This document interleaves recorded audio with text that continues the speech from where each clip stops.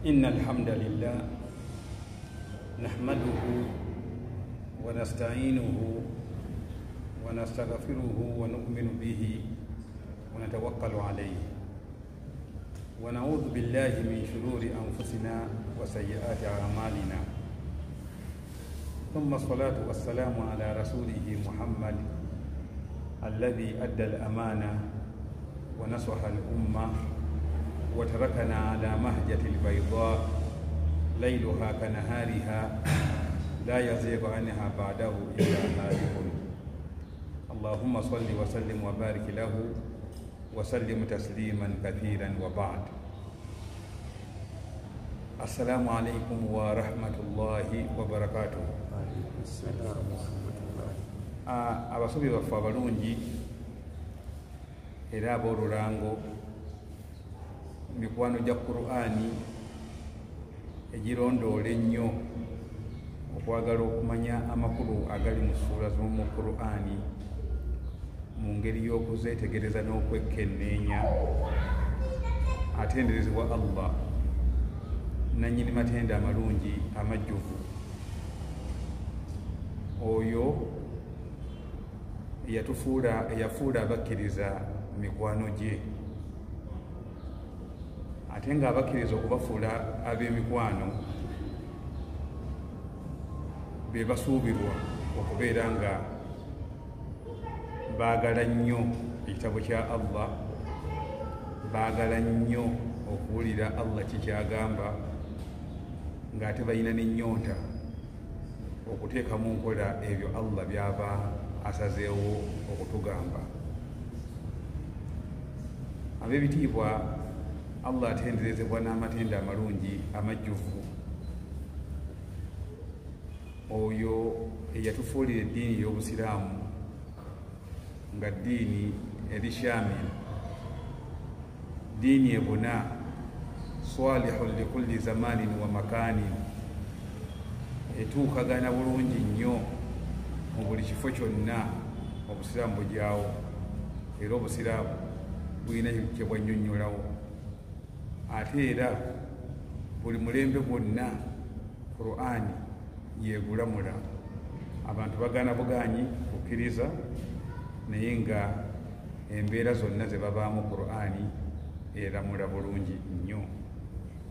Tusaba Allah seekisa ebyengera n'emirembe ku nabbi waffe Muhammad sallallahu alayhi wasallama, oyo eyafuba nga bwe yasobola okulaba ng'obubaka buno tebukoma ku ye yekka, wabula yasalangawo okubusomesa n'okubutambuza abantu bonna babeere nga babufuna. Eyo nno ensonga yatuuka okumukubya amayinja, eyo nno ensonga yatuuka okumusibako, okumusibira mu kitundu ekimu mbw aleme kuvaamu kugenda ng'asaasaanya bo kye baayita obutwa, naye nga tebwali butwa. Wa innama hiya hayatun, bwali bulamu. Omubaka sallallahu alaihi wasallama bwe yali atambuza bwali bulamu. Kati oba nga bwali bulamu, omuntu yenna yenna bwe yeesulubabba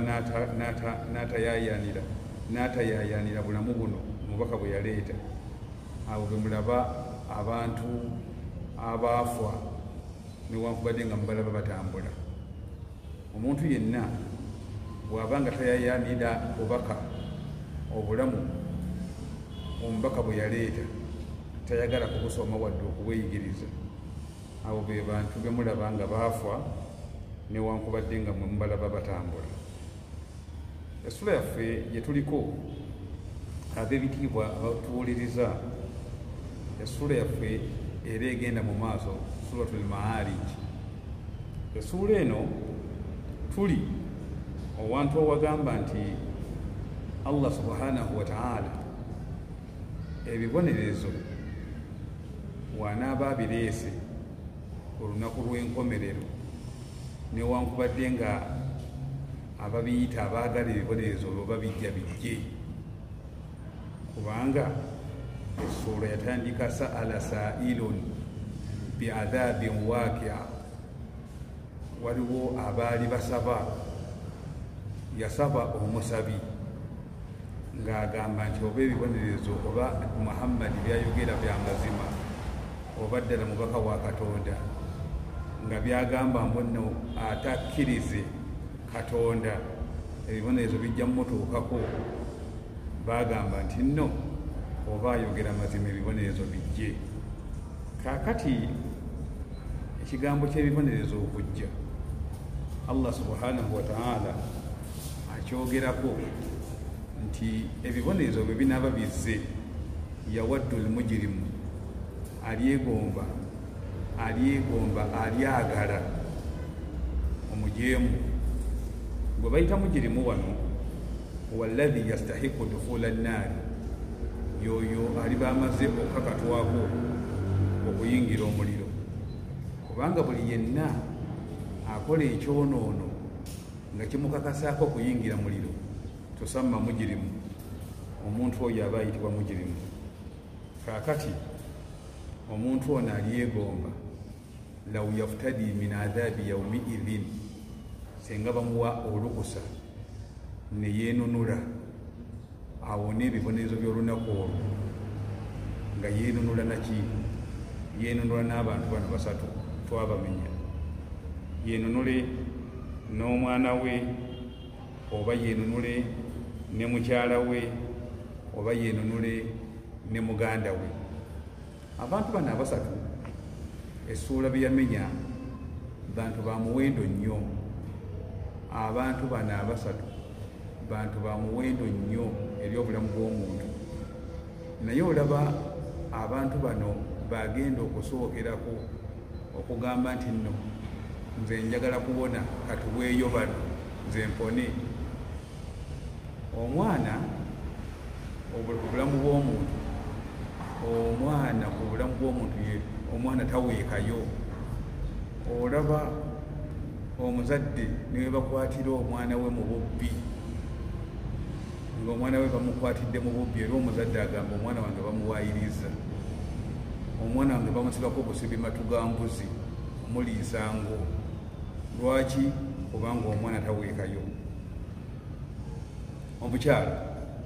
Omukyala mu bulamu bw'omuntu, obulamu bw'omuntu, omuntu tayagala kuzanyira ku mukyala we, tayagala mugambira ku mukyala we, oba baazika buli kyonna kye baazika, naye omukyala ye tebamwazika. Omukyala ye tebamwazika kubanga muntu wa bbeeyi nnyo eri obulamu bw'omuntu. Kakati olaba omuntu agenda agamba nti bakole batya, batwalemu mukyala we yawone, kigenda kubeera nga kigenze wala nnyo. Ekirala, muganda w'omuntu, bulijjo tubadde mu buto nga otambula ne muto wo oba otambula ne mukulu wo, ebivubuka eby'oku kyalo byagala okuyiikiriza ne byagala okukuba ku muto wo, olwana n'obwezizingirire bwonna okulaba ng'otaasa muganda wo. Kaakati muganda wo naye taweekayo. Allah subhanahu wa ta'ala bwe yava okumenya abo abasatu n'agamba nti wafasilatihi allati tuwihi, Allah atunyumiza agamba nti omuntu alituuka n'okwagala okuwaayo ekika kye allati wamaana fasilatihi maana ashiratihi al-akrabin, ab'eŋŋanda ze abamuli okumpi. Ab'eŋŋanda bano abamuli okumpi beebo. Singa omuntu aba agudde mu buzibu, singa omuntu aba agwa mu buzibu, ensi yonna yeesomba okwagala okubeera nga bakunakuwaliraku olw'obuzibu bw'oba oguddemu. Naye twala ekyokulabirako ti bw'oba ofiiriddwa, abantu bonna beesomba okujja okukuziikirako. Naye be bayita bafaswira beebo okumala okuziika. Abantu bwe bamala okuziika, oba okuziika kubaddeko ssaawa 10, olumala okuziika baweemu essaawa 2 zokka. wemukuŋŋwanidde okuziika abantu bonna baba bagenzi, abasigalawo okugumya naga nti esobola mumulekerera, tulina okusulawooko wano. Abo babeera baŋŋanda zo, abafaswira, abatakuvaamu. Kakati omuntu alyagala abo abantu abatamuvaamu ku bizibu ebiba bimutuuseeko, alyagala obba waayo, alyagala obba waayo. Tagenda kukomaawo waman fi lardi jamia, omuntu agenda kutuuka okuwaayo abali mu nsi bonna, abantu abali mu nsi bonna, oweeyo abakukwatako n'abatakukwatako, abakumanyi n'abatakumanyi, olyegomba ogamba nti bonna mbawaddeyo. Thumma yunji, Allah subhanahu wa ta'ala gani thumma yunji, oluvannyuma akozesezza ennyukuta ya thumma okwagala okutegeeza nti eno akifu, okugatta kwagase ne thumma kuli mu bintu ebitasoboka, ebyo byebitagenda kusobokera ddala. Mu thumma yunji, oluvannyuma ekyo ekyokwenunula n'abantu abo mbu kimuwonye, oluvannyuma mbu olw'okwenunula n'abantu abo yalowooza mbu kijja mmuwonya ekitasoboka. Allah agambye nti kalla, tekisoboka, tekisoboka. Wa kalimatu kalla rad'an lilmujrim, kubeera kulabula eri omuntu ono omumenyi w'amateeka, omwonoonyi, nti antilka alwidada, olwagaliriza olwo lwayagala mbu okwenunula tekisoboka.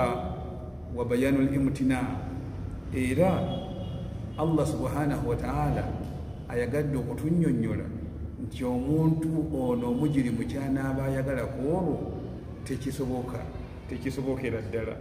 Olwaki? Olw'okubeera nti nno enkola y'ekibonerezo gyagenda okuleeta, enkola y'ekibonerezo, okumanya ng'ekibonerezo kino kigenda kubanga kikola bubi nnyo eri omuntu, nga ne bwe bagamba mbu nno akyeyimbemu ye oli awone nga talina busobozi bugamba nti kankyeyimbemu, kubanga Allah agambye nti innaha ladha, mazima gwo guno omuliro. Innaha eno dhamiru ya haau yaudu ila nnaari, edda ku muliro.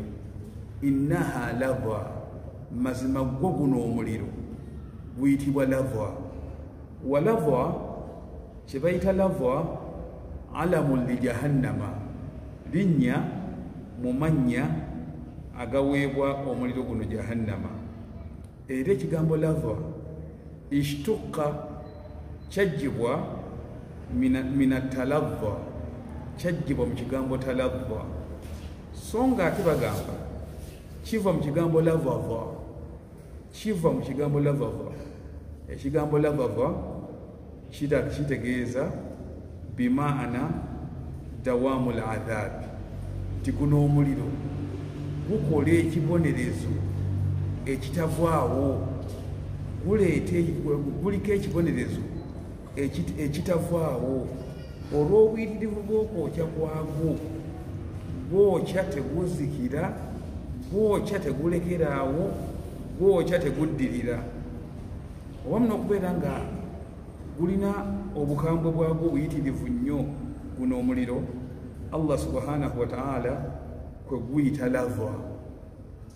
Omuliro nandyagadde tubeere bantu benkanya nti tetujja kusobola kugumiikiriza muliro gwa Allah gwe yateekerateekera abaddu bano bamujirimu, era teri n'omu agenda kukkiriza kununulwa bunno bamuweeyo ng'ennunuzi ye bw'okyemu ye ono yawone, nedda.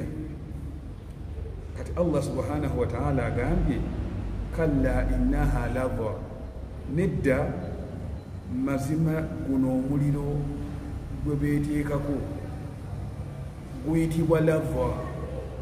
Olw'obukambwe bwagwo Allah yaguyita lava olw'okuba nti dawamul adhab, kuteekawo ekibonerezo ekitakutukawo, ekitakendeerako. Laba nakubuulira enkola yaagwo. Enkola yaagwo weguba gutuuse kwoyo agenda okuguyingizibwamu, agamba nti nazaata lishawa, gubambula. Kye bayita nazaa kubeera kujjako ddiba. Eddiba lye bayise eshawa ly'eddiba ery'omu feesi y'omuntu. Feesi y'omuntu omuliro guno kye gusookerako okukola kubuukira mu feesi ya muntu ne gumugirako ddala eddiba.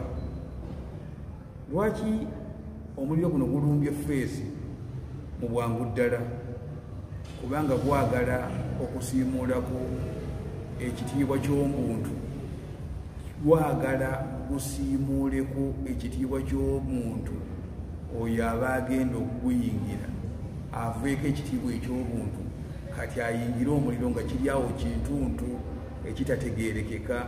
Kubanga ensibuko y'omuntu kulabwako mu feesi, alabwako mu feesi na butya bwe yakula, olwo lwe tulaba ekitiibwa ky'omuntu n'ensibuko y'omuntu. Naye omuliro guno gugenda kujja gutandikire mu feesi. Lwaki gugenda kutandikira mu feesi? Gugenda kutandikira ku kusiimuula feesi y'omuntu agenda okuguyingira aleme kubeera ng'alabikira mu kitiibwa kya muntu. Ekirala, lwaki omuliro guno gugenda kutandikira mu feesi? Kubanga feesi eno tugisuubiramu okubeerako n'ensonyi. Kirabika okubeera nti nno omuntu ono tagenda kubeera na ku nsonyi, omuntu ono tabadde na nsonyi, omuntu ono waabeeredde ku dduniya tabadde na nsonyi mu ngeri gy'abadde alimbisa ebibonerezo nti tebiriiyo, mu ngeri gy'abadde alimbisa ebibonerezo tebisoboka, mu ngeri gy'abadde agamba nti okwo kubadde nga kulimba, babadde nga babawudiisa buwudiisa. Kati omuntu ataba na nsonyi kukulimbisa kintu, kukulimbisa ekintu olwedde ekyakakasibwa edda, oyo kintu olwedde kyakakasibwa dda nti gyekiri, naye era n'agenda mu maaso n'abeera ng'akirimbisa nga bwe kitaliiyo, n'agenda mu maaso n'abeera ng'akirimbisa nga bwe kitasoboka. Kati Allah subhanahu wa ta'ala olw'okubeera nti nno omuntu ono abadde kaggwa ensonyi nnyo, Allah agenda omuliro gugenda kutandikira mu feesi. Kalla innaha lava nazaata lishawa, gugenda kutandikira mu feesi, gujjeko eddiba ly'omu feesi lyonna. Lwaki? Kubanga mu feesi mwabula ensonyi. Omuntu yenna bw'abanga talina nsonyi taba na kalungi. Diinu na diinu lhaya, eddiini yaffe eno ey'obusiraamu diini ya nsonyi. Eddiini yaffe eno ey'obusiraamu diini ya nsonyi. Era omubaka sallallahu alaihi wasallama yagamba nti nno likulli ummatin khuluq, buli mulembe gwonna gulina empisa yaagwo. Buli mulembe gwonna gulina empisa yaagwo egwawula ku mirembe emirala. N'agamba nti nno wa khulukuna, ate empisa yaffe etwawula ku mirembe emirala alhayaau, nsonyi.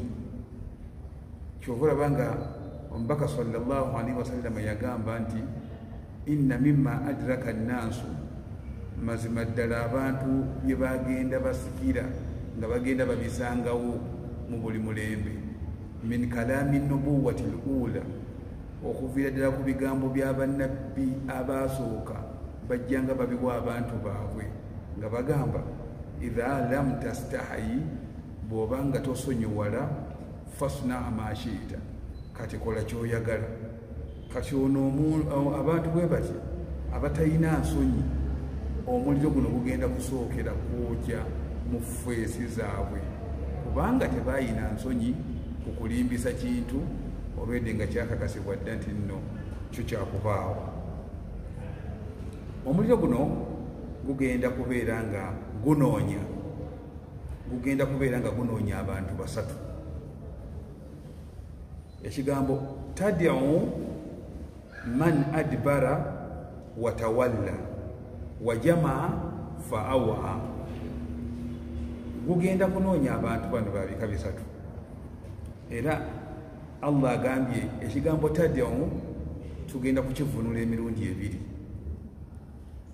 Tugamba nti tad'u bimaana takulubu, omuliro guno gugenda kubeera nga gunoonya man adibara,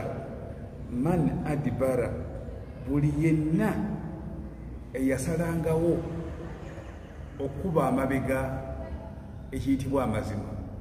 Buli kyonna ekyaleetebwanga nga mazima ng'ono asalawo okukikuba amabega, akikasuka mu mabega wa mugongo gwe, tayagala wadde okiwuliza wadde okiraba.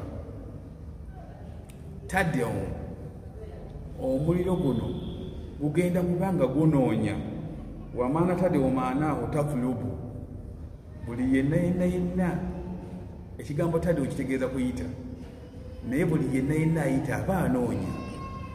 Kati tad'u, omuliro guno gujja kubeera nga gunoonya man adibara, buli yenna eyasalawo okubeera nti nno ekiyitibwa amazima agamubuulirwa, ekiyitibwa amazima agamuleeteddwa, adibara agassa mabega, ye n'abeera nga akulembedde amazima, so mu kifo ky'okubeera nti nno akkirize amazima gamukulembere, ye asalawo agamba nti nno ebyo tunaabirabanga edda, ye n'agenda mu maaso naye nga takkiriza mazima gamukulembere, amazima agassa mabega. Era ekigambo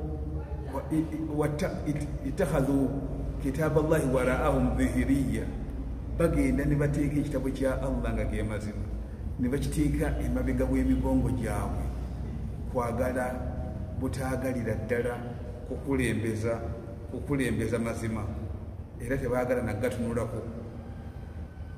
Kati guno omuliro gujja kunoonya omuntu bw'atyo. Ate ekirala, era omuliro guno gunoonya akola omulimu guno omulala, watawalla, wamaana tawalla ay a'rada anhu, atayagala nabbiwuliza. Ekigambo tawalla waliwo okugamba nti owulidde amazima n'ogateeka emabega w'omugongo, ate yongerako n'okubeera nti nno tawalla a'rada anhu, tayagala nabbiwuliza. Enjogera y'ennaku zino bagamba saagala kumanya. Omuntu yenna atayagala kumanya, atayagala kubiwuliza, ogwo omuliro guno lava gwagala nnyo omuntu bw'atyo. Kigambibwa nti ekigambo tad'u kiri mu makulu gaakyo gennyini ag'okuyita, naye ng'omuliro guno si gwe gugenda okuyita, wabula abakuumi baagwo abagukolamu be bagenda okubeera nga bafeffetta banoonya. Ngambye nti ekigambo tad'u kiwa amakulu g'okuyita, naye omuliro gwennyini si gwe gugenda okuyita, wabula abagenda okuyita beebo khazanatuha, abagukuuma, abagubeeramu, bamalayika abagubeeramu, abagenda okubeera nga batuusa ku bantu abo ebibonerezo ebikakali, be bagenda okubeera nga be bayita, nga bagamba nti buli yenna man tawalla, eyali abaddeko ku nsi, adibara, eyali abaddeko ku nsi wa adibara, n'akuba amabega ekigambo mazima, watawalla, n'okukyuka n'akyuka n'agaana okubiwuliriza, oyo tumwagala. Bamalayika bagenda kugamba nti n'oyo tumwagala. omuntu owokusatu essuula eno gweyita era gweyagala ennyo wajamaa fa awa, wajamaa fa awa. Omuntu yenna eyali ku nsi kuno nga aliwo okukuŋŋwanya ssente. Omanyi eriyo ekikula ky'abantu nga bo Mungu yabawa amakubo gonna agakuŋŋwanya ssente bagalina era tebakwatibwa nsonyi. Tayinza kukwatibwa nsonyi kuteekawo bbaala emukuŋŋwanyize ku ssente kasita ziba nga muvaamu ssente yakuŋŋwanya bukuŋŋwanya. Tayinza kukwatibwa nsonyi kuteekawo loogi na kupangisa bawala abakola mu loogi omwo bamuleetere nga bakasoma akole ssente. Oyo yakuŋŋwanya ssente mu makubo gonna, oba makubo malungi oba makubo si malungi, yaliwo okukuŋŋwanya ssente. Era bw'amala okuzikuŋŋwanya ssente fa awa, n'azikukulira n'azikodowalira n'azitereka wala nnyo. Allah subhanahu wa ta'ala agamba nti omuliro guno gwagala abantu bano basatu: man adbara watawalla, ate owokusatu wajamaa fa awa. Owokusatu yono afuba ennyo okulaba nga ye aliwo okukuŋŋwanya ssente. Yakuŋŋwanya ssente oba weeziri oba teziriiwo, makubo malungi makubo mabi, tomubuulira. Ziva mu haraamu ziva mu halaali, tomubuulira. Yaliwo okukuŋŋwanya ssente. So nga ate omukkiriza oba okuŋŋwanya ssente era ng'opakasa ssente ogenda mpola, kubanga oba olina okwebuuza nti abange kyenkola kino ebivaamu birungi oba nedda. Bweba birungi ng'ogenda mu maaso, weeba nga si birungi ng'eryo ekkubo olitta. Era nsanyukira nnyo abaddu abamu abaliko emirimu nga mirimu gyandibadde gifuna ssente naye nakugamba nti gwandibadde gufuna naye kasita nalaba nga mulimu riba nga mulimu haramu mungi, neŋŋamba nti ogwo nengwerekereza. Oyo omuntu abantu bwe batyo bakitalo nnyo, tebasangika. Era nange mbagamba nti bannange mubeere ab'ekitalo. Si buli kantu konna konna akavaamu ssente nti ojja kawumamu omutwe nti lazima gujja zijjamu. Nedda. Guno omuliro abagukuuma bahazanatuha, abakuuma omuliro guno bagenda kubeera nga banoonya ggwe.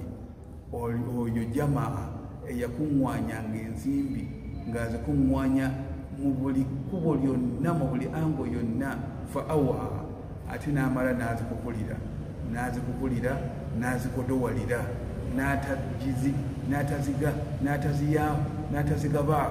n'atazigabaako kuyamba ku bantu babeetaavu, n'atazigabaako kuyamba ku b'eŋŋanda ze, n'atazigabaako kuziwa mu kkubo lya busiraamu, obusiraamu busobole okubeera nti nno bukulaakulana bugenda mu maaso.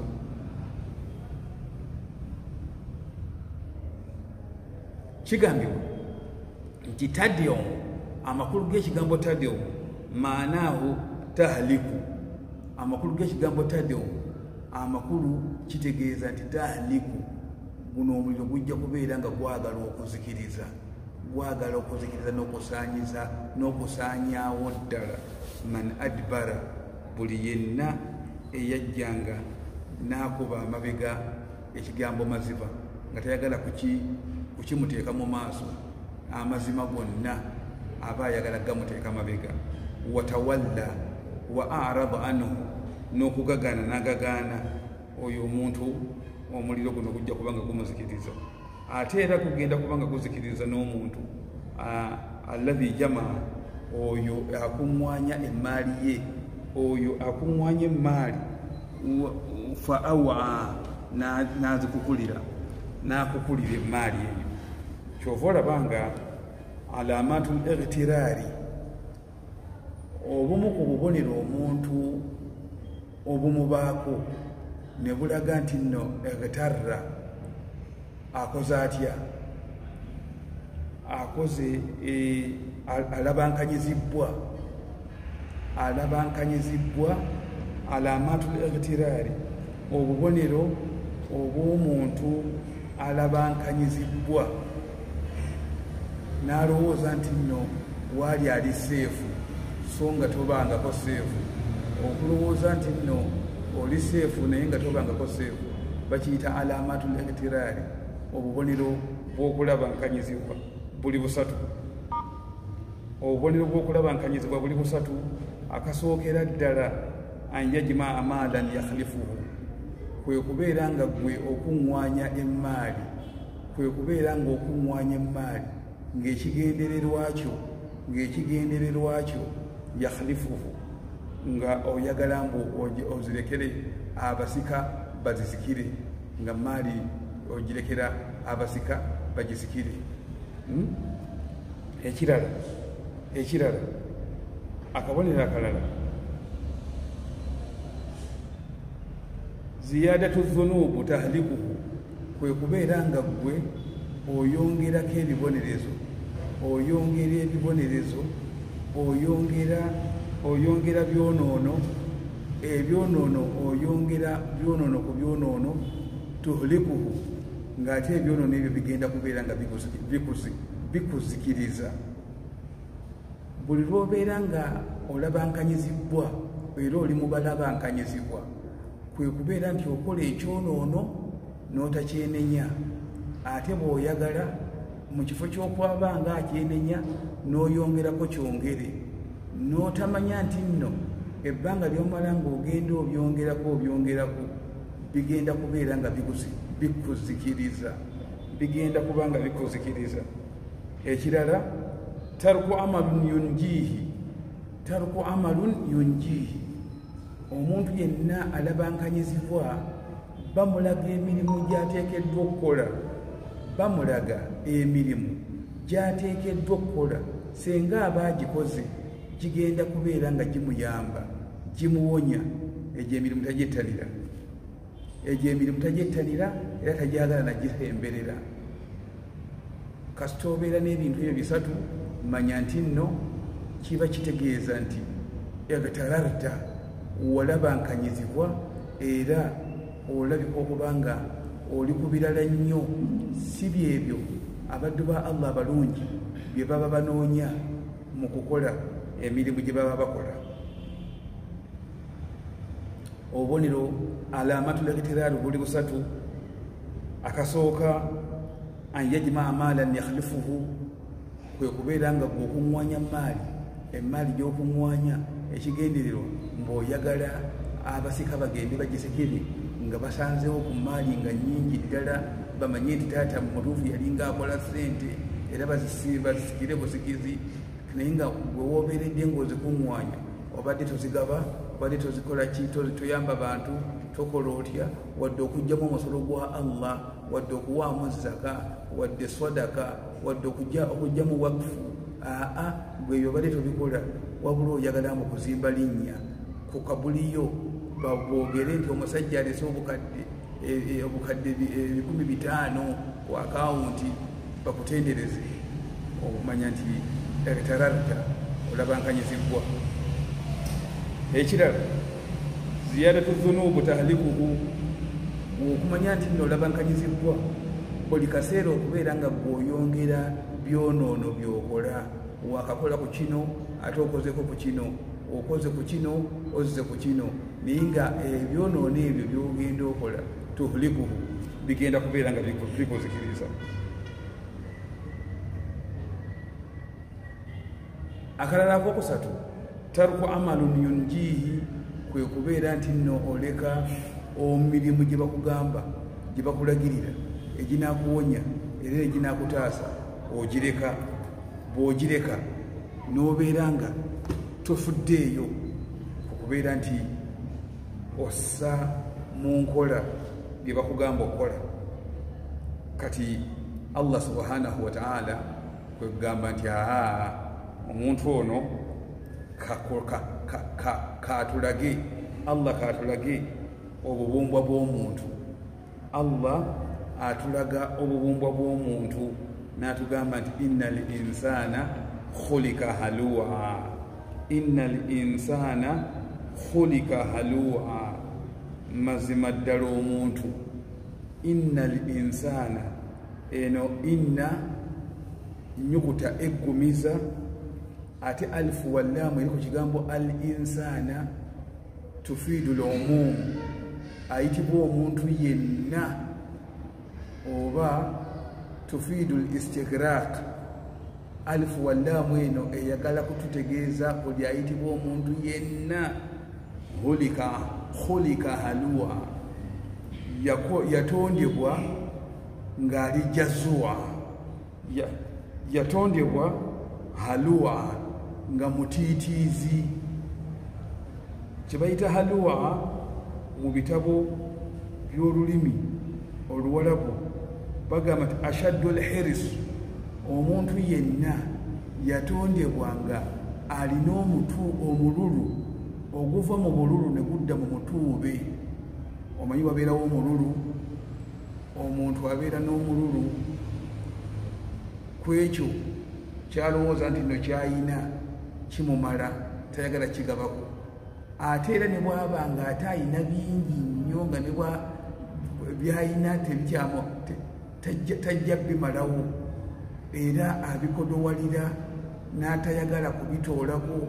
Kati awo aba avudde mu mululu azze mu mutuube. Mazima ddala omuntu, innal insana, mazima ddala omuntu, khulika halua. Allah atubuulira obubumbwa bwe. Obubumbwa bw'omuntu yatondebwa nga ashaddu lhirs wa aswa'u ljuz'i, ayina omululu muyitirivu nnyo. Ate era mu kutiribira, okutiribira kuba kwalimu omuntu kwa mutawaana nnyo, atya n'ekisiikirize. Okumanya ng'omuntu mutiitiizi era atya n'ekisiikirize. khulika halua, anti Allah subhanahu wa ta'ala agenda kunnyonnyola obutiitiizi bw'omuntu ono n'okubeera nga mwitajjamu wa mululu nnyo, mwagazi nnyo ate nga mutiitiizi, mwagazi nnyo ate nga mutiitiizi. Aya zino ebbiri ze zigenda okutunnyonnyola ekika ky'omuntu ono. Allah agamba nti idha massahu sharru jazua, omuntu ono senga aba afunyeeyo mutawaana gwonna mu maali ye, omutawaana gwonna mu bulamu bwe, omutawaana gwonna mu bantu be. Jazua, yenna akubagana, atiitiira. Okumanya ng'omuntu mutiitiizi. Idha massahu sharru, senga aba akwatiddwa embeera yonna etali nnungi, embeera yonna embi etali nnungi, nga embeera eyo eri mu maali ye, embeera eyo eri mu bantu be, embeera eyo eri mu bulamu bwe, oyinza okulaba nga bwatiribira. Olaba abantu, oli atiribira lwa kiyenje kyalabye mu nju ekiro ewuwe, kubanga ennaku zino okufa kungi nnyo. Kino ekiyenje simanyi kyekinoonyeza, kano akawundo simanyi kyekanoonyeza wano. N'olaba ng'omuntu atiribira era akankana olwa kino na kino na kiri na kiri. Innal insana khulika halua, mazima omuntu yakolebwa nga ayina omululu omuyitirivu ennyo, era omuntu yakolebwa nga ayina ashaddu lhirs wa aswa'u ljuz'i, akankana atiribira mu ntiribire embi ennyo etya. Idha massahu sharru, senga aba afunye obuzibu bwonna, ng'obuzibu obwo buyinza okuba nga bukutte mu maali ye, maali bagibbye, maali egendedde, maali evuulidde mu sitoowa, maali tekende, maali tetambula, ebintu byesibye, obuzibu nga bukutte mu maali, oba obuzibu nga bukutte mu bulamu bwe, yalwadde takyayina buyambi, takola atya, oba nga obulwadde bukutte mu bantu be, oyinza okulaba nga jazuwa nga yenna atiribira. wa idha massahu lkhairu, ate Allah bw'amuleetera ekigezo naaba ng'afunye akantu akalungi konna, akalungi nga kakutte mu maali yeekutte ya alhamdulillah, etabye, oba obulamu bwe bulungi, yenna yenna atiba, oba abantu be basomye, beeyagala, bateebye emirimu, bakoze batya, ate wa idha massahu lkhairu manua, ekyo ekirungi kyaba afunye ate akodowalira kikodowalire, takitoolamu kukijjamu buyambi, tawa ku banne, tawa magezi nti bano bannange nakola bwendi nabwe ne bafuna kino. Embeera agisirikira busirikizi. Inna al-insana khulika halwa, mazima ddala omuntu ayina omululu, omutulube omuyitirivu ennyo, ogutuusa okubeera nti nno akukulira ebirungi, ate ebibi n'abibeera nga yenna atiribira butiribizi. Ekigambo ekyo kiri ku muntu, atubuulira ekikolwa ky'omuntu, atubuulira obutonde bw'omuntu nga bwe buli y'oyo mwennyini eyamutonda, atubuulira obutonde bw'omuntu nga bwe buli y'oyo mwennyini eyabutonda.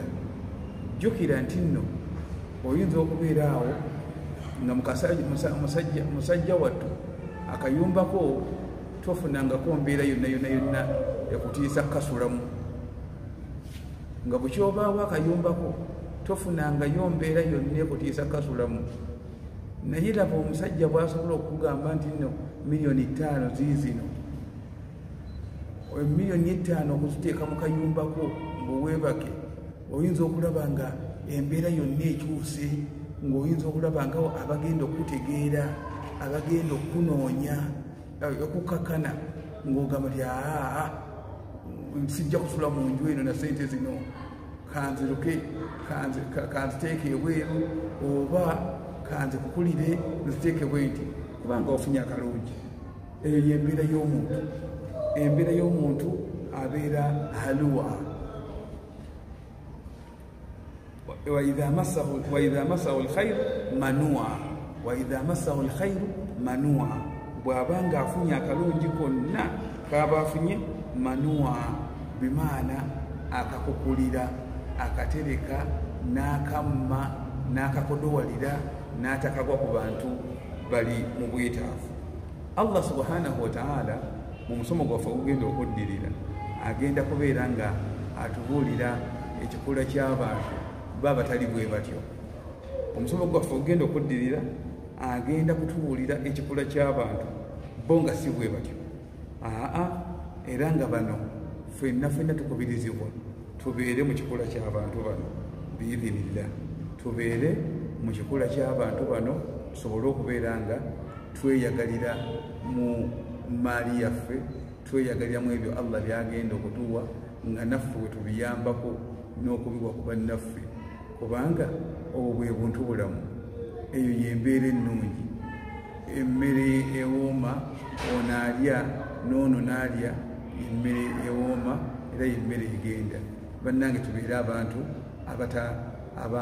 ab'obuvunaanyizibwa, abasobola okubeera nti nno tebakukulira bintu birungi Allah byaba abawadde, ate tubeere bagumiikiriza nnyo ku egyo emitawaana n'ebizibu Allah subhanahu wa ta'ala byaba atugezesezza nabyo. Wa barakallahu fiikum وجزاكم الله خيرا وصلى الله على سيدنا محمد وعلى آله وصحبه أجمعين والحمد لله رب العالمين.